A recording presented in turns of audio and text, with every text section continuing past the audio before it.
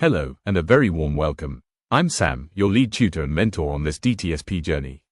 I'm delighted you're here. This session is part of a dedicated series breaking down the specific knowledge, skills, and behaviors for your chosen specialism, the IT consultant pathway.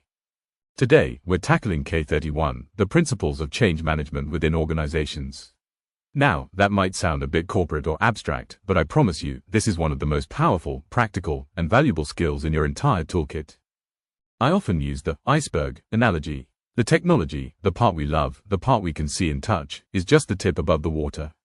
It's maybe 10% of the challenge. The other 90%, the massive bulk hidden beneath the surface that can sink your project, is the people side. It's the culture, the habits, the fears, and the politics. You can build the most perfect technical solution in the world, but if the people in the organization reject it, fear it, or simply don't use it, your project will fail. We often see projects fall into what we call the valley of despair, that period where productivity drops because people are struggling with the new way of working. Our goal today is to give you the proven frameworks, specifically looking at how people react to change, to manage this human side. We want to shallow that valley and ensure your solutions deliver lasting value. Let's use my scaffold and ascend method to break this down. Before we look at the specific frameworks mentioned in your apprenticeship standard, we need to understand the psychology. Change management isn't just a process, it's about emotion. When you introduce a new system, you trigger a predictable emotional journey, often described by the Kubler-Ross change curve. First, there is shock or denial, this won't happen, followed by frustration, why are they changing this, and often a dip into depression where productivity crashes. Then comes experimentation, decision, and finally integration. The most important insight I can give you is this: resistance is normal. It is not rebellion, it is a natural human reaction to having your daily routine disrupted. If you expect everyone to cheer immediately, you will be disappointed. As a consultant, your role is to guide people through this curve. You can't skip the negative emotions, but you can shallow the valley and help people climb out faster by recognizing where they're on the curve. Empathy is a technical skill. Recognizing that resistance is fear of looking stupid, fear of obsolescence, allows you to address the root cause rather than just forcing the technology on them. Now, let's look at the specific methodologies. The first is John Kotter's 8-step model. This is a strategic roadmap, perfect for large-scale organizational change. It is broken down into 3 phases. Phase 1 is creating a climate for change. This involves Step 1, creating a sense of urgency, why change now? Step 2, building a guiding coalition, getting leaders on board, and Step 3, forming a strategic vision. Without this foundation, the project never starts correctly. Phase 2 is engaging and enabling. Step 4 is communicating that vision relentlessly. Step 5 is empowering action by removing obstacles. Step 6 is generating short-term wins to prove it works. This phase is about getting the wider organization moving. Phase 3 is implementing and sustaining. Step 7 is building on the change, not letting up. Step 8 is anchoring it in the corporate culture so they don't slide back. This ensures the change becomes the new normal. Most projects fail because they skip the early steps. They try to implement without urgency or a coalition. Kotter teaches us that you must prepare the soil before you plant the seed. While Kotter is great for the big picture strategy, my personal favorite for day-to-day consulting is the ADKAR model by Paperless. This model focuses on the individual. It says that for an organization to change, individuals must change first. A is for awareness and D is for desire. Does the person know why the change is happening? And do they want to participate?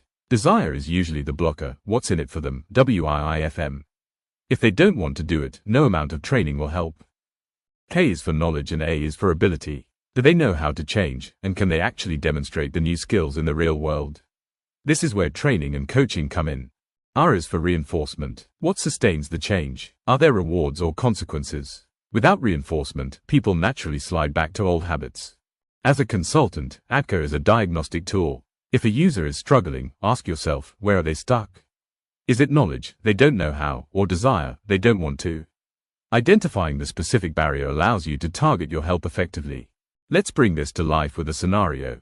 Imagine you are leading a project to go paperless. You arrive, and the warehouse manager says, I don't have time for this new system. My paper clipboard works just fine. This is resistance. Using Kotter, you start with Step 1, urgency. You don't talk about cloud efficiency. You talk about survival. We lost 3 major orders last month because we couldn't find the stock. If that continues, we might have to downsize. Now you have his attention.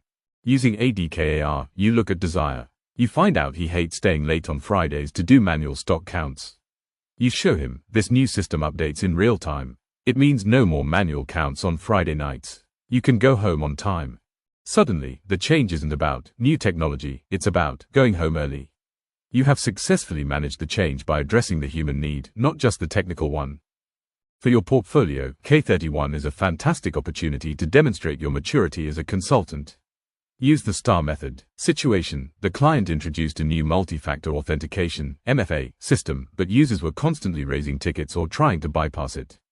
Task: my task was to improve adoption and reduce the support burden. I needed to figure out why adoption was stalling despite the technology working perfectly. Action: I applied the ADKAR model. I realized users had high awareness, they knew security was important, but low ability, the setup process was confusing.